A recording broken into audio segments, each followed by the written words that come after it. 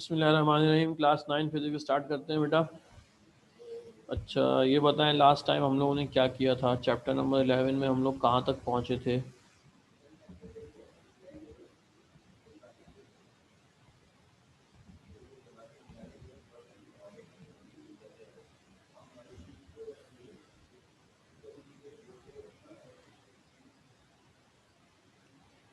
अच्छा बेटा, last time मेरे ख्याल से हम लोगों ने जो है वो beta is equal to 3 alpha तक किया था। यहाँ ये वाली डेरिवेशन की थी, लंबी चौड़ी डेरिवेशन थी। Beta is equal to 3 alpha. सही है। इसमें आप लोगों को कुछ मसले मसाइल होंगे बिल्कुल, मगर ये इंशाल्लाह जब आप लोग फ़िज़िकल क्लास में आएंगे तो ये मैं आपको लोगों को पूरी डेरिवेशन जो है वो दोबारा से करा दूंगा। अच्छा, इसके अलावा इस चैप्टर में जो टॉपिक्स बचे हैं इनको थोड़ा सा ज़रा अपने नोट्स से जो है वो डिस्कस कर लेते हैं। आप लोग ज़रा अपने नोट्स ले आएँ।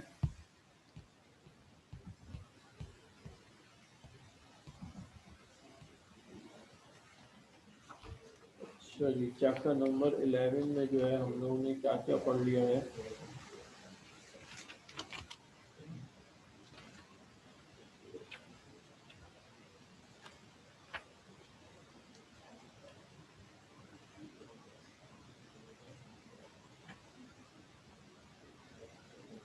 पेज नंबर 85 निकाले बेटा, नोट्स का पेज नंबर 85 निकाले। नोट्स के पेज नंबर 85 के ऊपर जो है, बल्कि उससे पहले हमारे पास कुछ टॉपिक्स और हैं जो रह गए। पेज नंबर 83 पे आ जाए बेटा। Page number 83। पेज नंबर 83 पे लास्ट टाइम 84 पे मैंने जो है वो आप लोगों को मेरे ख्याल से बाई मेटेलिक स्ट्रिप के बारे में पढ़ाया था।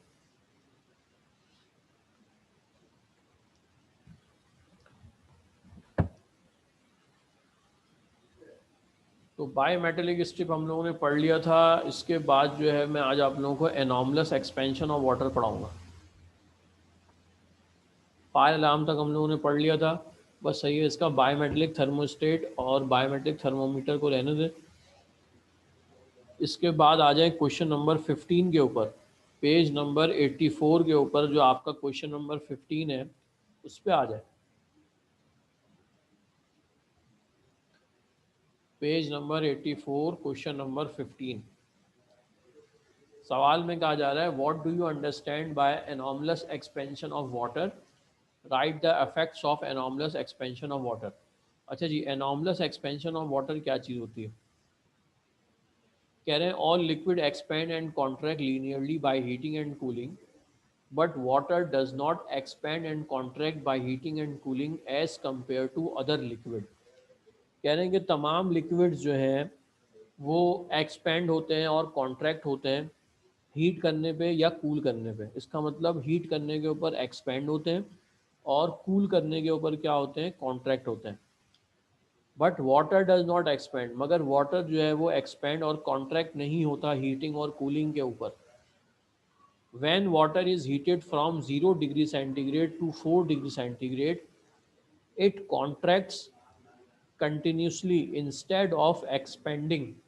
जब वाटर को जो है वो गर्म किया जाता है और उसका टेम्परेचर 0 डिग्री सेंटीग्रेड से बढ़ाकर जब उसको जो है वो 4 डिग्री सेंटीग्रेड तक लेके जाया जाता है, तो अब ये एक्सपेंड होने के बजाय क्या होता है, कॉन्ट्रैक्ट होता है। सही है। एक्सपेंड का मतलब फैलना, कॉन्टैक्ट का मतलब सिकुड़ना। सही है। 0 डिग्री सेंटीग्रेड फॉर एग्जांपल हमारे पास टेम्परेचर वाटर का 0 से 4 तक इसको बढ़ाया जाए तो ये क्या होता है, कॉन्ट्रैक्ट होता है। अच्छा जी, आगे पढ़ते हैं क्या कह रहे हैं। अच्छा, conversely expands then cool down from 4 degree centigrade to 0 degree centigrade. और जब इसको 4 डिग्री सेंटीग्रेड से 0 की तरफ ठंडा किया जाता है तो ये क्या होता है, एक्सपेंड होता है। तो ये अब देखें ये उल्टा बिहेव कर रहा है। यहाँ पे इसको हीट किया जा रहा था तो ये कॉन्ट्रैक्ट हो गया, और यहाँ पे इसको कूल किया जा रहा था तो ये क्या हो गया, एक्सपेंड हो गया। This expansion of water from 4 degree centigrade to 0 degree centigrade is called anomalous expansion of water। तो ये जो एक्सपेंशन है, जो वाटर बिहेव करता है डिफरेंटली, जो बिहेव करता है, इसे हम लोग क्या कहते हैं, एनॉमलस एक्सपेंशन ऑफ वाटर कहते हैं। अच्छा, when heated from 4 degree centigrade to 100 degree centigrade, its expansion is normal like the other expansion of the other liquids। अच्छा, मगर जब आप इसको 4 के बाद मज़ीद गर्म करेंगे, 4 से लेकर आप मज़ीद आगे की तरफ जा रहे हैं, सही है, फॉर एग्जांपल 100 तक चले जाएं, तो अब ये क्या होगा, एक्सपेंड होगा, सही है। तो इसका जो डिफरेंट बिहेवियर है वो सिर्फ डिपेंड कर रहा होता है किसके ऊपर, ये 0 से 4 और 4 से 0, बस ये इस टेम्परेचर के ऊपर जो है वाटर क्या करता है, डिफरेंटली बिहेव करता है। कॉन्ट्रैक्ट होने की बजाय एक्सपेंड होता है, और एक्सपेंड होने की बजाय क्या होता है, कॉन्ट्रैक्ट होता है। तो ये जो एक्सपेंशन है, वाटर जो बिहेव करता है डिफरेंटली, उसे हम लोग क्या कहते हैं, एनॉमलस एक्सपेंशन ऑफ वाटर कहते हैं। सही है बेटा। तो ये मैंने जो है वो आप लोगों को एनॉमलस एक्सपेंशन ऑफ वाटर की डेफिनेशन समझाई। इसमें कोई आप लोगों को मसला है तो पूछें, वरना फिर आगे की तरफ चलते हैं।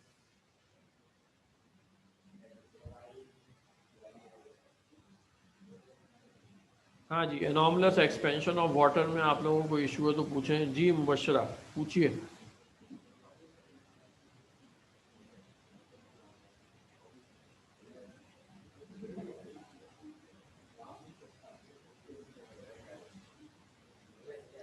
देखिए बेटा, ये मैंने लिखा है ना यहाँ पे, 4 to 0 में एक्सपेंड होता है, हालांकि उसको कूल किया जा रहा है, सही है। जैसे जैसे आपका टेम्परेचर नीचे आएगा 0 की तरफ, इसका मतलब वो ठंडा किया जा रहा है पानी या कोई भी चीज़।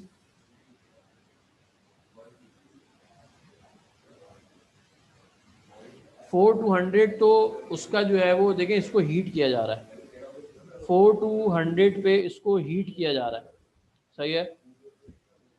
देखिए होता क्या है कि तमाम लिक्विड्स जो हैं वो गर्म करने के ऊपर, हीट करने के ऊपर एक्सपेंड होते हैं, मगर वाटर को जब 0 डिग्री सेंटीग्रेड से 4 डिग्री सेंटीग्रेड तक हीट किया जाता है, तो ये एक्सपेंड होने की बजाय क्या हो जाता है, कॉन्ट्रैक्ट हो जाता है। और 4 के आगे जब जाएंगे, जब 4 के आगे जाएंगे, तो फिर ये नॉर्मल बिहेव करना शुरू कर देगा, यानी एक्सपेंड होना शुरू हो जाएगा। 0 से 4 तक में कॉन्ट्रैक्ट होगा, और 4 के आगे जब जाएंगे तो ये क्या हो जाएगा, एक्सपेंड हो जाएगा।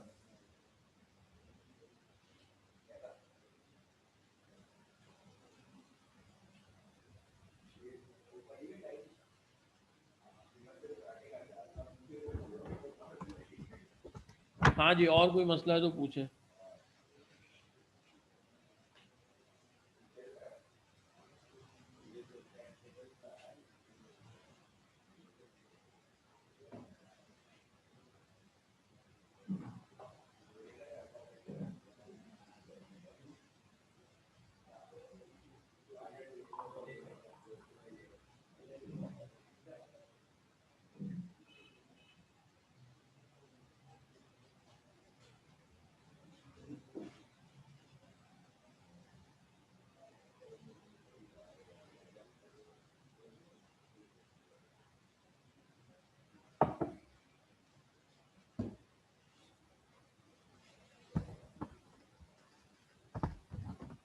अच्छा जी, इसके इफेक्ट्स पढ़ लेते हैं।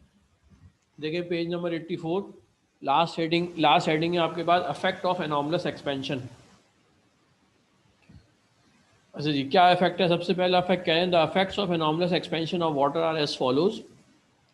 इन cold areas where temperature falls below 0 degree centigrade, the surface of sea or lakes are covered with ice, but more denser water settles down in the bottom, which finishes and other aquatic animals can survive। अच्छा, which के बाद finishes नहीं आएगा, in the bottom where आएगा, in the bottom where fishes and other aquatic animals can survive even during extreme cold weather। थोड़ा सा ज़रा इसको आप लोग सही कर लें, ये मैं दोबारा पढ़ के सुनाता हूँ, इसको देख लें। In cold areas where temperature falls below 0 degree centigrade, the surface of sea or lakes are covered with ice, but more denser water settles down in the bottom। यहाँ पे जो which लिखा है इसकी जगह आप लिखेंगे where, where fishes, finishes की जगह लिखेंगे fishes and other aquatic animals can survive even during extreme cold weather. अच्छा जी, पहला इफेक्ट इसका ये है एनॉर्मस एक्सपेंशन ऑफ वाटर का, कि जब वाटर जिन इलाकों में जो है वो ठंड बहुत ज़्यादा होती है, जहाँ पे 0 डिग्री सेंटीग्रेड से नीचे जो है वो टेम्परेचर चला जाता है माइनस में, तो वहाँ पे होता क्या है कि सरफेस ऑफ सी और लेक्स जो हैं वो जाहिर सी बात है, जब टेम्परेचर ज़ीरो से नीचे जाएगा तो वहाँ पे हर जितना भी पानी है वो जो है वो बर्फ़ बन जाएगा। तो ये समंदर और ये झीलों का जो पानी होता है ये क्या हो जाता है, बर्फ़ बन जाता है। तो होता क्या है कि जब इसकी एक लेयर बर्फ़ बनती है तो वो उसकी डेंसिटी कम हो जाती है और वो पानी के ऊपर आ जाता है। अच्छा, अब पूरी ऊपर की लेयर जो है वो क्या हो जाती है, बर्फ़ बन जाती है। अब ये ऊपर की जो बर्फ़ की लेयर है ये क्या करती है कि बाहर की जो कोल्डनेस है, ठंडक है, उसको नीचे वाले पानी तक नहीं पहुंचने देती। उसकी सूरत में होता क्या है कि नीचे वाला पानी जो है वो अपने लिक्विड फॉर्म में रहता है और ऊपर जो है वो एक बर्फ़ की लेयर बन जाती है।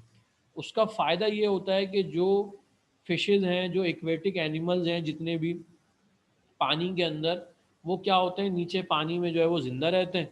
अगर पूरा पानी जो है जम जाए, पूरा पानी अगर जम के जो है बर्फ़ बन जाए तो होगा क्या कि सब के सब जितने भी एक्वेटिक एनिमल्स हैं, फिशेज़ हैं, वो सब क्या हो जाएंगी, मर जाएंगी।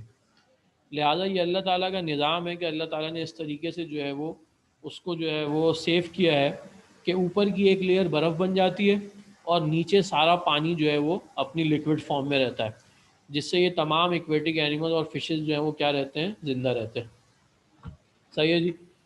अच्छा, अगले पेज पे आ जाएं, पेज नंबर 85 के ऊपर। यहाँ पे क्या बता रहे हैं, कह रहे हैं there is disadvantage of enormous expansion of water. एक डिसएडवांटेज भी हमारे पास, वो क्या है, कह रहे हैं when the temperature of water falls between 4 degree centigrade in water pipes, then by enormous expansion of water pipes में बर्स्ट। अच्छा, एक डिसएडवांटेज ये है कि जिन इलाकों में जो है वो टेम्परेचर 0 डिग्री सेंटीग्रेड से नीचे चला जाता है, वहाँ पे होता क्या है कि अगर पाइप में ये जो पाइप्स होते हैं जो घर की फिटिंग में इस्तेमाल होते हैं, प्लास्टिक के जो पाइप हैं, पीवीसी के, अगर इनमें पानी मौजूद है और टेम्परेचर ज़ीरो से नीचे जाएगा तो होगा क्या, पानी जब वो बर्फ़ बनने लगेगा तो क्या होगा, एक्सपेंड होगा। और एक्सपेंड होने की सूरत में वो जब एक्सपेंड होगा तो पाइप के अंदर जो पानी मौजूद है वो क्या कर देगा, उस पाइप को ब्रेक कर देगा। सही है, यानी पाइप को बर्स्ट कर देगा, वो पाइप क्या हो जाएगा, फट जाएगा। सही है, तो ये हमारे पास क्या है, एक डिसएडवांटेज है। अच्छा, दूसरा क्या कह रहे हैं, during the rainy season a lot of water sweeps through the numerous cracks in the rocks. In winter, it expands on freezing. The rocks are therefore subjected to high pressure and are broken up. बारिश के मौसम में क्या होता है कि जो बड़े बड़े पत्थर पहाड़ों के ऊपर मौजूद हैं, उनमें जो क्रैक्स हैं उनके ज़रिए से उनके अंदर पानी भर जाता है। अच्छा, अब जब पानी भर गया, उनके अंदर पानी सेव हो गया उस पत्थर के अंदर, अब जब ये सर्दी के सीज़न में जब वो बर्फ़ बनना शुरू होगा, जब टेम्परेचर 0 डिग्री सेंटीग्रेड से नीचे जाएगा, तो बर्फ़ बनने की सूरत में वो पानी क्या होगा, एक्सपेंड होगा। और एक्सपेंड होने की सूरत में उसका प्रेशर इतना ज़्यादा होता है कि वो पत्थर जो है, पहाड़ों के ऊपर जो पत्थर है वो क्या हो जाते हैं, ब्रेक हो जाते हैं। लिहाजा उसमें जो है जो लैंड स्लाइडिंग होती है और जो है ऊपर से जो है वो पत्थर गिरते हैं पहाड़ों के जगहों पर, तो वो जो है इस वजह से भी गिरते हैं। सही है बेटा, तो ये मैंने आप लोगों को जो है वो एक टॉपिक पढ़ाया, एनॉर्मस एक्सपेंशन ऑफ वाटर, जो कि मौजूद है पेज नंबर 84 के ऊपर। इसके साथ साथ जो है मैंने आप लोगों को उसके इफ़ेक्ट्स पढ़ाए, एनॉर्मस एक्सपेंशन ऑफ वाटर के जो है वो इफ़ेक्ट्स पढ़े हम लोगों ने। इससे रिलेटेड आप लोगों को कुछ पूछना है तो पूछें, वरना फिर आगे चलते हैं नेक्स्ट टॉपिक की तरफ।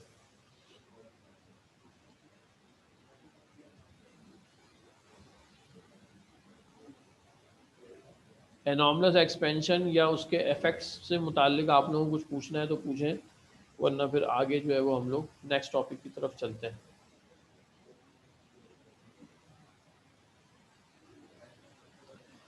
वाह भाई वाह, मुबशरा कह रही हैं सर आगे बताएं। यानी सब समझ में आ गया मुबश्शरों को, बड़ी बात है जी।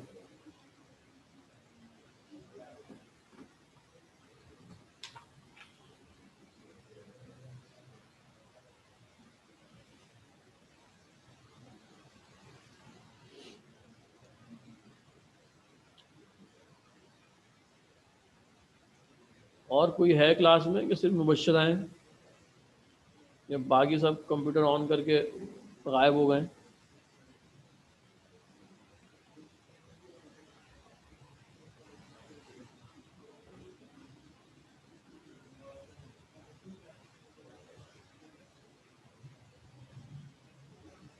नहीं नहीं, मैंने ऐसा बिल्कुल नहीं कहा मुबश्शरा कि आपको समझ नहीं आ सकता। मैंने ये कहा कि आपको जो है वो बहुत अच्छा समझ में आ गया। ये बहुत अच्छी बात है कि आपने जो है वो कहा कि सर आगे चलें, और किसी ने नहीं कहा, इसलिए मैं कह रहा हूँ आपको। हाँ, अभी हंस रही, अच्छी बात। अच्छा जी, तो क्वेश्चन नंबर जो है वो 16 है हमारे पास, पेज नंबर 85 के ऊपर। हाँ, ये अनस बिन ज़हीर का ये एक जो मैसेज है, ये जो है इनकी पहचान बन गया है। चलिए जी, अच्छी बात है। पेज नंबर 85 के ऊपर क्वेश्चन नंबर 16 आपका मौजूद है, और वो क्वेश्चन है, state and explain Boyle's law. अच्छा जी, बॉयल्स जो हैं वो एक साइंटिस्ट थे, रॉबर्ट बॉयल इनका नाम था। इन्होंने जो है वो एक स्टेटमेंट जो है वो दी थी गैस के प्रेशर के हवाले से और वॉल्यूम के हवाले से।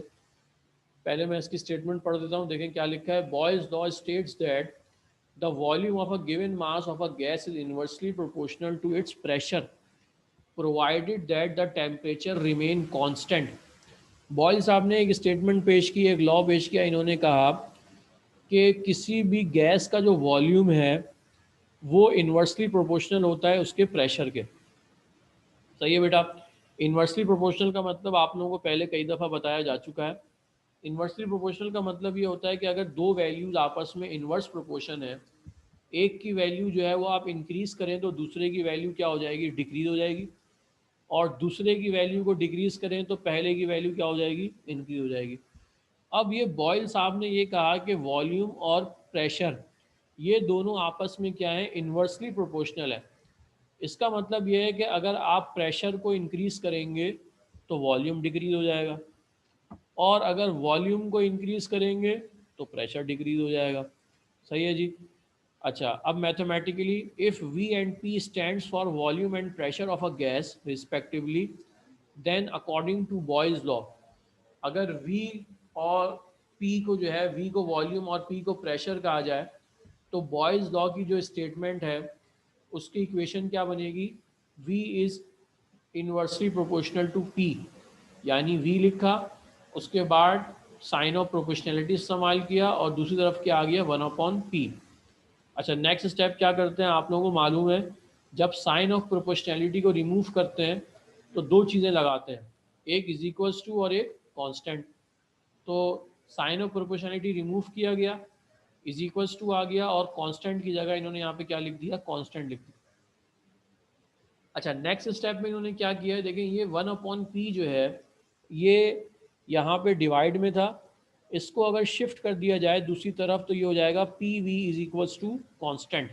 सही है। ये देखें, मैं आप लोगों को जो है वो आपकी स्क्रीन के ऊपर जो है इसमें थोड़ा सा लिख के दिखा देता हूँ कि V is inversely proportional to P। ये बॉयल साहब ने कहा कि वॉल्यूम जो है वो डायरेक्टली प्रोपोर्शनल है किसके, प्रेशर के। अच्छा जी, इसका मतलब जब साइन ऑफ प्रोपोर्शनलिटी रिमूव करेंगे तो इज इक्वल्स टू आ जाएगा, और यहाँ पे इसके साथ क्या आ जाएगा, कांस्टेंट आ जाएगा, और ये 1/P ऐसे ही आ गया। अच्छा, उसके बाद ये P देखें यहाँ पे डिवाइड में, अगर मैं इसको यहाँ शिफ्ट करूँ तो क्या हो जाएगा, मल्टीप्लाई हो जाएगा। तो PV is equals to constant.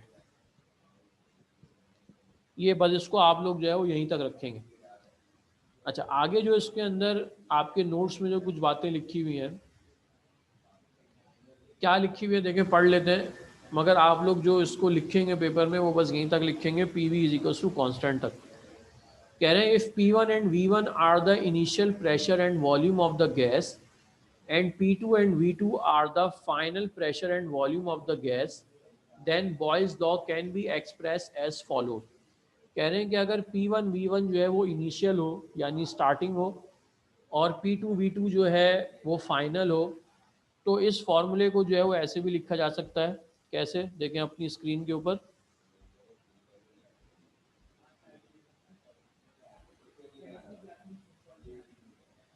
अच्छा जी, तो ये है P1 V1 is equals to P2 V2 is equals to constant. सही है। तो ये जो इनकी जो बेसिक इक्वेशन थी वो ये थी, देखें जिसको मैंने स्क्वायर किया कि पी वी बराबर है किसके, कांस्टेंट के। तो शुरू में जो आपके पास वॉल्यूम आएगा, प्रेशर आएगा, वो बराबर होगा बाद वाले के, यानी P1 V1 बराबर होगा किसके, P2 V2 के। और ये दोनों जो है वो क्या होंगे, कांस्टेंट के बराबर हो जाएंगे। सही है। अच्छा जी, नीचे एक चीज़ उन्होंने ये कही है कि graphical representation of boils law. अगर बॉयल्स लॉ को जो है वो ग्राफिकली रिप्रेजेंट किया जाए तो होगा क्या, when a graph is plotted between pressure P and volume V, a curve is obtained, this curve is called hyperbola. अगर प्रेशर और वॉल्यूम के दरमियान में ग्राफ बनाया जाए तो वो ग्राफ कुछ इस तरीके से बनेगा, देखें ये ग्राफ ऐसे बनेगा यूँ। सही है, यानी ये ऊपर से जो है वो नीचे की तरफ डिक्रीज होना शुरू होगा और फिर एक पॉइंट के बाद इंक्रीज होना शुरू हो जाएगा। तो ये जो इस तरीके का जो ये जो शेप है इस तरीके का, इसे हम लोग क्या कहते हैं, हाइपरबोला कहते हैं। ये आप लोग डिटेल में जो है वो मैथ्स में पढ़ेंगे, हाइपरबोला, पैराबोला और इस तरीके की मुख्तलिफ चीज़ें हैं। सही है जी। तो ये हमने क्या पढ़ा, ये हमने पढ़ा बॉयल्स लॉ। ये बॉयल साहब ने जो है वो लॉ पेश किया था और उनके लॉ के मुताबिक क्या था, volume is inversely proportional to pressure. अच्छा जी, आगे चलते हैं क्वेश्चन नंबर 17 के ऊपर। पेज नंबर आपका है 86। पेज नंबर 86 के ऊपर क्वेश्चन नंबर 17 है और यहाँ पे एक दूसरे हमारे पास मौजूद हैं और वो कौन है, वो हैं चार्ल्स।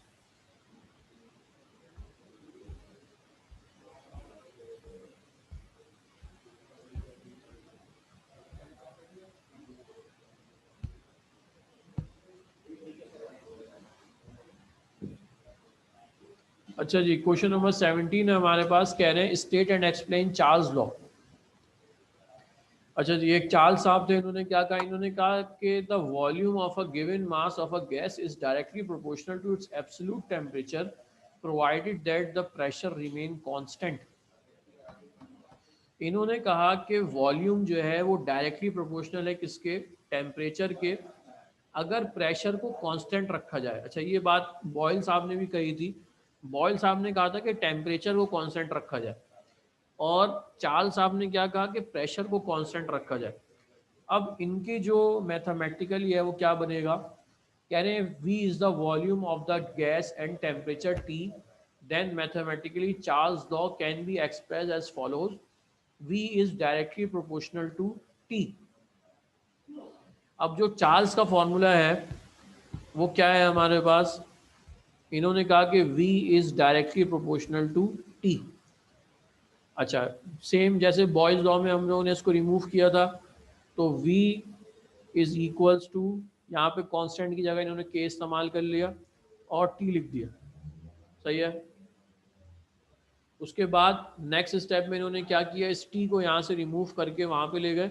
ये T यहाँ पे मल्टीप्लाई हो रहा है, वहाँ पे जाके क्या हो जाएगा, डिवाइड हो जाएगा अगर हम इसको लिखें। अच्छा, नहीं किया, चलें छोड़ देते, भी नहीं करते, यहीं तक छोड़ देते। ये हमारे पास जो है वो क्या हो गया, चार्ल्स लॉ की क्या आ गई, डेफिनेशन आ गई और उसके साथ साथ उनकी इक्वेशन आ गई। अच्छा, आगे पढ़ लेते हैं, आगे क्या कह रहे हैं, कह रहे हैं if V1 and T1 are the initial volume and temperature of the gas while V2 and T2 are the final volume and temperature of the gas, then Charles law can be expressed as follows। अब देखिए next step में ये बता रहे हैं कि अगर इस T को आप उठा के नीचे ले जाएं तो ये हो जाएगा V upon T is equal to K। और जैसे हमने बॉयज लॉ में कहा था कि V1 अपॉन T1 बराबर होगा किसके, V2 अपॉन T2 के, जो कि बराबर हो जाएगा किसके, कांस्टेंट के। के बराबर हो जाएगा। सही है। अच्छा, यहाँ पे कह रहे हैं ग्राफ के बारे में, कह रहे हैं when graph is plotted between volume V and temperature T then a straight line is obtained. अगर इन दोनों के दरमियान ग्राफ बनाया जाए तो एक स्ट्रेट लाइन बनेगी। जितनी भी चीज़ें आपके पास डायरेक्टली प्रोपोर्शनल होती हैं उनका जो ग्राफ है वो हमेशा स्ट्रेट लाइन बनता है, और इन्वर्स प्रोपोर्शन जितनी भी चीज़ें होती हैं उनका ग्राफ जो हमारे पास अमूमन हाइपरबोला बनता है। अच्छा, अब इन दोनों इक्वेशंस को मिला के एक इक्वेशन बनाई गई जिसे हम कहते हैं जनरल गैस इक्वेशन। ये मैं पहले आप लोगों को यहाँ पे आसान तरीके से यहाँ पे दिखाता हूँ करके, उसके बाद जो है वो फिर आप लोग जो है वो नोट्स में देखिएगा। नोट्स के पेज नंबर 87 में ये डिटेल में हुई हुई है। पहले इसको ज़रा आसान अल्फाज में समझ लें। अच्छा जी, है क्या general gas equation. General gas equation बनती कैसे है? बॉयल्स लॉ और चार्ल्स लॉ को जब आपस में कंबाइन किया जाता है तो हमारे पास जो इक्वेशन बनती है उसे हम लोग कहते हैं जनरल गैस इक्वेशन। अच्छा, बॉयल साहब ने क्या कहा था? इन्होंने कहा था कि V is inversely proportional to P। ये बॉयल्स ने कहा था, सही है। अच्छा, चार्ल्स ने क्या कहा कि V is directly proportional to T। अच्छा, इन दोनों को अगर हम लोग कंबाइन करें, सही है, कंबाइन करने यानी दोनों इक्वेशंस को अगर मिला के लिखा जाए तो ये कुछ इस तरीके से हो जाएगा, V is directly proportional to T upon P। देखें, ये दो बातों को, बॉयल्स और चार्ल्स को हमने क्या किया, एक जगह पे जमा किया कि V is directly proportional to T और V is inversely proportional to P। जब ये दोनों बातें एक साथ लिखी जाएंगी, अब अगर इसमें से हम लोग रिमूव करें साइन ऑफ प्रोपोर्शनैलिटी तो देखें क्या हो जाएगा, V इज इक्वल्स टू, और यहाँ पे जो कांस्टेंट इस्तेमाल करेंगे वो है R T अपॉन P। अच्छा जी, ये जनरल गैस कांस्टेंट कहलाता है R। सही है, ये मैं आप लोगों को पहले बता चुका हूँ कि हर जगह जो कांस्टेंट हम लोग इस्तेमाल करते हैं वो डिफरेंट होता है। कहीं K इस्तेमाल करते हैं, कहीं स्मॉल g इस्तेमाल करते हैं, कहीं R इस्तेमाल करते हैं, कहीं कैपिटल G इस्तेमाल करते हैं। तो हर जगह जो कांस्टेंट इस्तेमाल होता है उसकी वैल्यू, उसका सिंबल जो है वो क्या होता है, डिफरेंट होता है। तो यहाँ पे जो हमने कांस्टेंट इस्तेमाल किया है वो है क्या, R।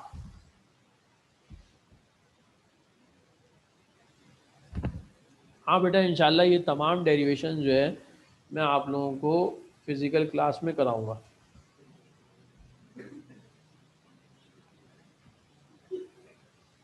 अभी आप लोग समझ लें अच्छे से, इंशाल्लाह अल्लाह ने चाहा तो ज़रूर हम लोग जो है फिज़िकल क्लास में ये तमाम डेरिवेशन रिपीट करेंगे।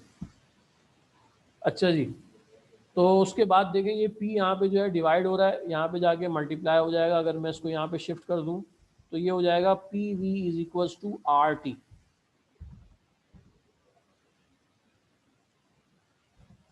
अच्छा जी, अब ये जो हमने मालूम किया है ये होता है 1 मोल ऑफ गैस के लिए।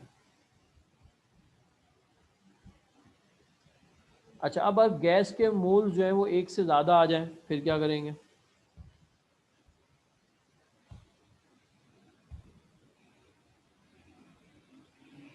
अच्छा, तो इसके लिए हम लोग क्या करते हैं, इसके साथ लगा देते हैं N। P V is equals to NRT। ये जो N है, N का मतलब है कि number of moles of gas. For N moles, इसका मतलब ये है कि अगर गैस के जो है वो 2 मॉलिक्यूल्स होंगे, मोल्स होंगे, तो N की जगह 2 लिख देंगे। और अगर गैस के जो है वो 500 मोल्स होंगे तो N की जगह 500 लिख देंगे। सही है, तो ये जो हमारे पास इक्वेशन आई है इसे हम लोग कहते हैं general gas equation, P V is equals to NRT। और इसमें ये जो R है, इस R की वैल्यू होती है 8.314। सही है बेटा, और इसकी यूनिट जो है वो है जूल्स पर मोल, और उसके साथ जो है वो क्या चीज़ है, केल्विन। तो ये जो मैंने आप लोगों को इक्वेशन कराई ये कहलाती है जनरल गैस इक्वेशन। कैसे बनती है? दो इक्वेशंस को कंबाइन करते हैं, बॉयल्स लॉ और चार्ल्स लॉ को कंबाइन करके जो है हम लोग क्या बनाते हैं, जनरल गैस इक्वेशन बनाते हैं। इक्वेशन क्या है? P V is equals to N R T, इसमें P का मतलब है प्रेशर, V का मतलब है वॉल्यूम, N का मतलब है नंबर ऑफ मोल्स, R का मतलब है जनरल गैस कांस्टेंट और T का मतलब है हमारे पास टेम्परेचर। अच्छा जी, अब आप लोग एक काम ये करें कि आपके नोट्स में जो डेरिवेशन हुई हुई है ज़रा उसको देख लें, इससे मिलती जुलती है, आसान सी है। अब देखें क्या कह रहे हैं, पेज नंबर 87 क्वेश्चन नंबर 18।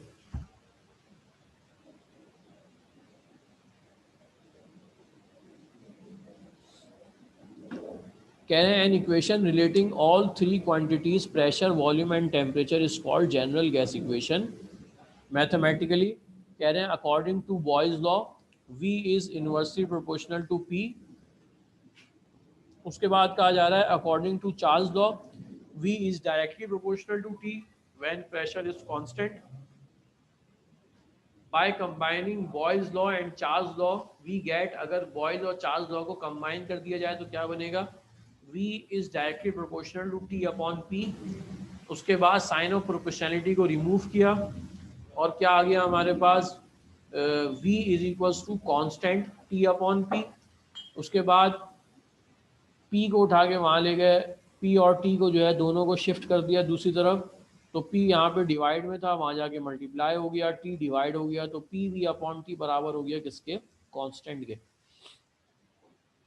अच्छा, इसके बाद जो है वो कुछ चीज़ें यहाँ पे दी हुई हैं जो हम लोग ने पीछे पढ़ी हैं कि P1 V1 अपॉन T1 बराबर होता है P2 V2 अपॉन T2 के, जो कि बराबर है किसके, कांस्टेंट के। सही है। और इसके बाद यहाँ पे आप लोग कुछ शॉर्ट कर सकते हैं, देखें जैसे मैं ना आप लोगों को अपनी स्क्रीन पे देखें जो मैंने आप लोगों को कराया है, अगर आप लोग ये लिख लेते हैं तो ये थोड़ी सी शॉर्ट है, बस इसमें कुछ वर्डिंग्स आप लोग इजाफा करेंगे। सही है, जैसे बॉयज़ लॉ से पहले आप लोग लिखेंगे अकॉर्डिंग टू बॉयज़ लॉ, फिर अकॉर्डिंग टू चार्ल्स लॉ। सही है, इसके अलावा जो मैंने यहाँ पे चीज़ें लिखी हैं आप लोग इसको भी देख सकते हैं। ये डेरिवेशन जो मैंने आप लोगों को स्क्रीन पे कराई है, ये वाली डेरिवेशन भी आप लोग कर सकते हैं, सेम है, इन दोनों में कोई फ़र्क नहीं है। आपके नोट्स में जो हुई हुई है उसमें एक आध चीज़ एक्स्ट्रा है, अगर इसको आप लोग नहीं भी करें तो चल जाएगा।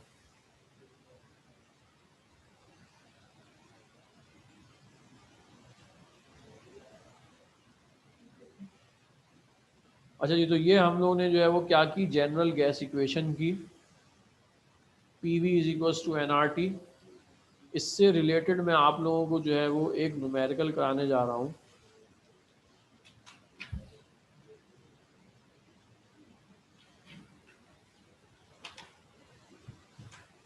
वो न्यूमेरिकल ज़रा आप लोग जल्दी से जो है वो अपनी कॉपी खोल लें जिसमें आप लोग न्यूमेरिकल्स करते हैं, और एक सवाल मैं यहाँ पे लिख रहा हूँ, आप लोग जो है वो इसको देखें और फिर उसको सॉल्व करते हैं।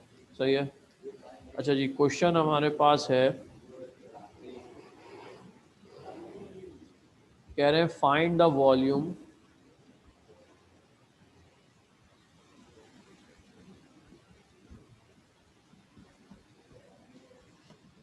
Of 200 moles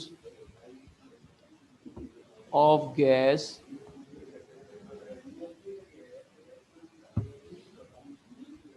at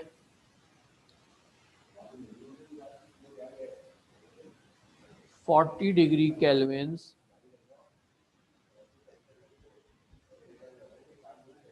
if the pressure is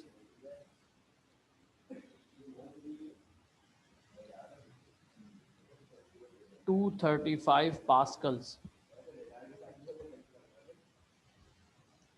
ये एक सवाल, मैंने एक आसान सा सवाल लिखा आप लोगों के पास, कह रहे हैं find the volume of 200 moles of gas at 40 degree Kelvin if the pressure is 235 pascals. तो ये बेटा, अच्छा यहाँ पे हमें कुछ चीज़ें गिवन है और कुछ फाइंड करना है, देखते हैं ज़रा इसका डाटा बनाते हैं।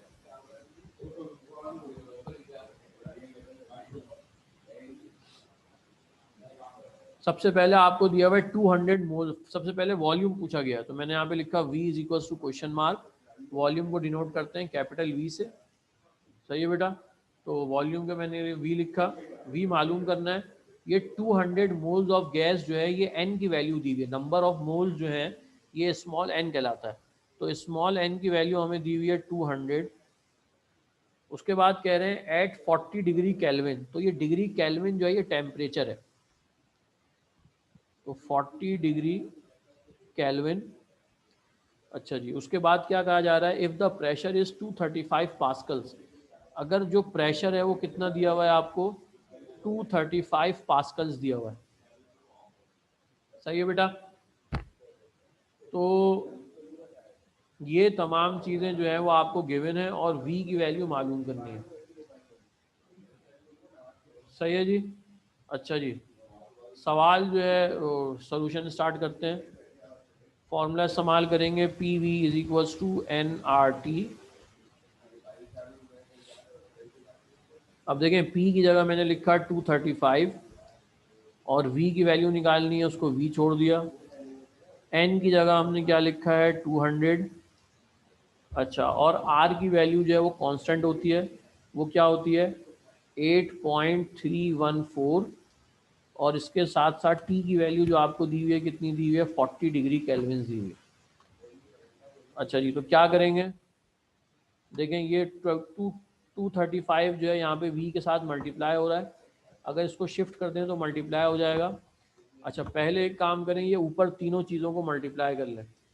जब 200 को आप लोग मल्टीप्लाई करेंगे, 200 मल्टीप्लाई बाय 8.314 मल्टीप्लाई बाय 40, तो आंसर आ जाएगा 66512। और ये 235 यहाँ पे आके डिवाइड हो जाएगा, तो जो आंसर है हमारे पास वो क्या आ जाएगा, डिवाइडेड बाय 235, तो आंसर आ जाएगा 283.02 और इसकी यूनिट होती है metre cube.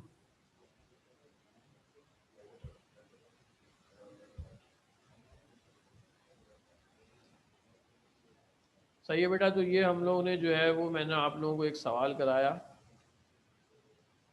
General gas equation को इस्तेमाल करते हुए हम लोगों ने जो है एक न्यूमेरिकल सॉल्व किया। सवाल मैं दोबारा रिपीट कर देता हूँ। कह रहे हैं find the volume of 200 moles of gas at 40 degree Kelvin if the pressure is 235 pascals. बेटा ये आर जो है ये जनरल गैस कांस्टेंट है, सही है। और जनरल गैस कांस्टेंट की वैल्यू जो होती है वो मैंने आप लोगों को बताई,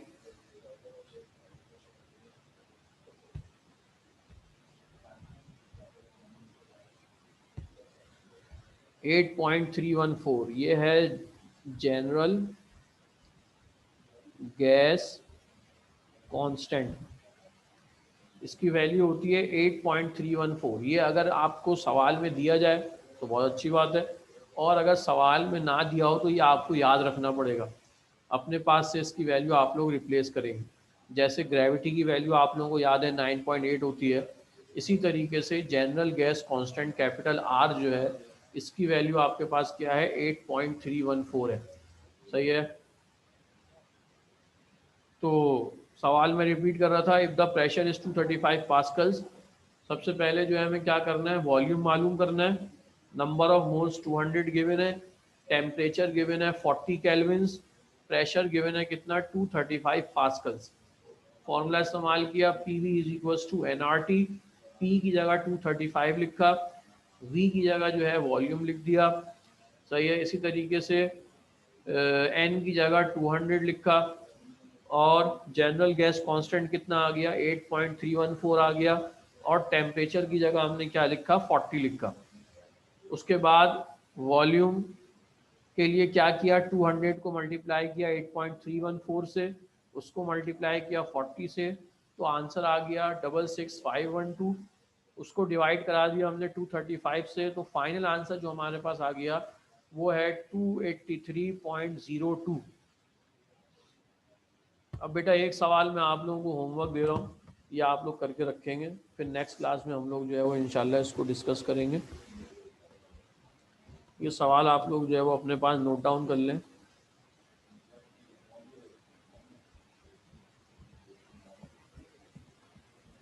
find the pressure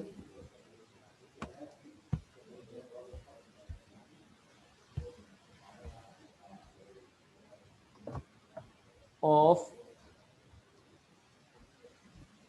35 moles of gas if the volume is 5 meter cube and the temperature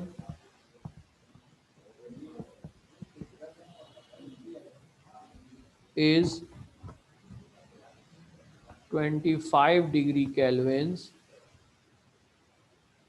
अच्छा जी, पी मालूम करना है, एन आ गया, वी आ गया और टी आ गया। सही है। तो बेटा ये सवाल है, आसान सा सवाल है, कोई मुश्किल नहीं है, आसानी से आप लोग कर लेंगे। सर टेस्ट का सिलेबस बता दें, आसिम साहब कह रहे हैं टेस्ट का सिलेबस बता दें। अच्छा बेटा ये बता देते हैं, पहले आप लोग ये सवाल अपने पास नोट कर लें। लास्ट टाइम हम लोगों ने जो टेस्ट लिया था वो कौन से चैप्टर का लिया था? बेटा मुबशरा डाटा खुद बनाएंगे आप लोग, मैं डाटा नहीं बनवा रहा हूँ। बहुत आसान सवाल है, ये होमवर्क है, कोशिश कीजिएगा। नहीं हो सके तो फिर मैं जो है वो आप लोगों को करा दूंगा। अच्छा, चैप्टर नंबर 6 का टेस्ट हो चुका है। अब जो हम लोग टेस्ट लेंगे वो चैप्टर नंबर 7 का टेस्ट होगा। सही है, चैप्टर नंबर 7 का टेस्ट होगा। इसके एमसीक्यूज हैं, इसमें जो डेरिवेशन जो आप लोगों को कराई हैं वो भी आ सकती हैं, और न्यूमेरिकल जो आप लोगों को कराएं वो भी आ सकते हैं। अच्छा 7 नहीं पढ़ा है, सही है सही है। फिर चैप्टर नंबर 10 पे आ जाएं आप लोग, जिसमें मेरे ख्याल से मैंने आप लोगों को जो है वो 7 8 अभी छुड़वाया हुआ है। सही है, तो आप लोग जो है वो चैप्टर नंबर 10 पे आ जाएं। चैप्टर नंबर 10 का टेस्ट लेंगे हम लोग। और चैप्टर नंबर 10 में आसानी तो इस बात की है कि इसमें न्यूमेरिकल है, यंग मॉडल्स वाले न्यूमेरिकल करा है, डेरिवेशन नहीं है। चैप्टर नंबर 10 का टेस्ट होगा। अच्छा, अब अगर वो एमसीक्यूज होगा तो वो आपको बता दिया जाएगा, जो आपके नोट्स में जो एमसीक्यूज मौजूद हैं उसके अलावा भी कुछ एमसीक्यूज आ सकते हैं जो आपके जो है वो सवाल जवाब में मौजूद हैं। वो सवालात जो है वो, उन सवालात में से जो है वो एमसीक्यूज बन सकते हैं। अच्छा, अताउर रहमान कह रहे हैं सर क्वेश्चन मार्क करा दें। चलें क्वेश्चन मार्क करा दें। चैप्टर नंबर 10 आप लोग निकालें और पेज नंबर है आप लोगों का, चैप्टर नंबर 10 का पेज नंबर है 65। इसमें सबसे पहले जो है वो आप लोग क्या करेंगे, क्वेश्चन नंबर 1 करेंगे।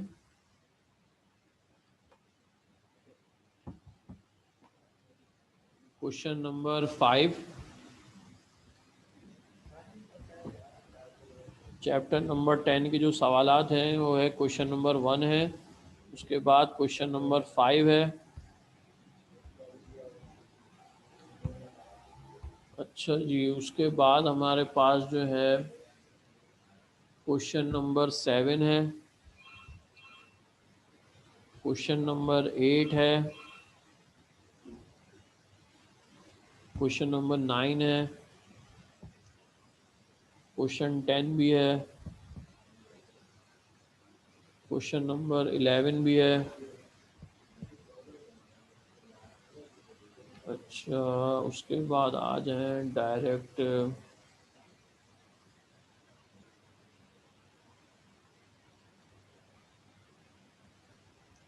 क्वेश्चन नंबर 16 है। 11 के बाद क्वेश्चन नंबर 16 है। अच्छा, क्वेश्चन नंबर 16 में जो है वो सिर्फ हाइड्रोलिक लिफ्ट तक है।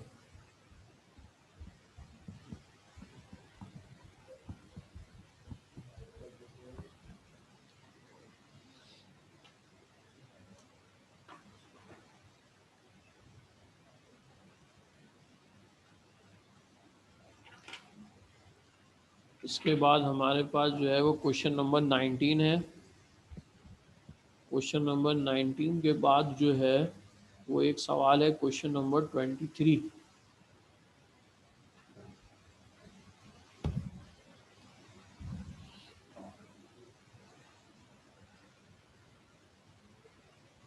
हाँ जी मुबशरा, बस बेटा बस कर दिया हमने और आगे नहीं पढ़ा रहे, बस सही है, इतना काफ़ी है आज के लिए।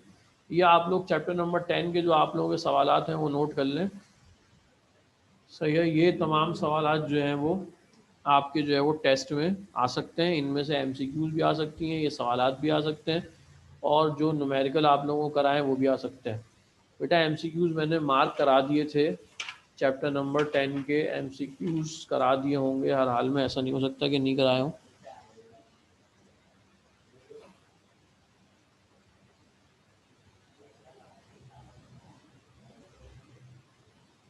हाँ 16, क्वेश्चन नंबर 16 में हाइड्रोलिक लिफ्ट तक करना है। सही है, क्वेश्चन नंबर 16 में हाइड्रोलिक लिफ्ट तक जो है वो आप लोग करेंगे। चले बेटा क्लास ऑफ करते हैं, कल इंशाल्लाह जो है वो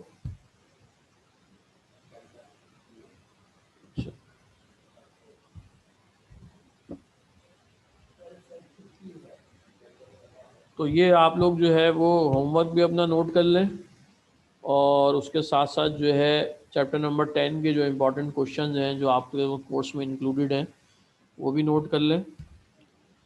इंशाल्लाह नेक्स्ट क्लास में जो है वो हम लोग मज़ीद जो है वो आगे चैप्टर नंबर 11 को कंटिन्यू करेंगे। सही बेटा, अल्लाह हाफिज़।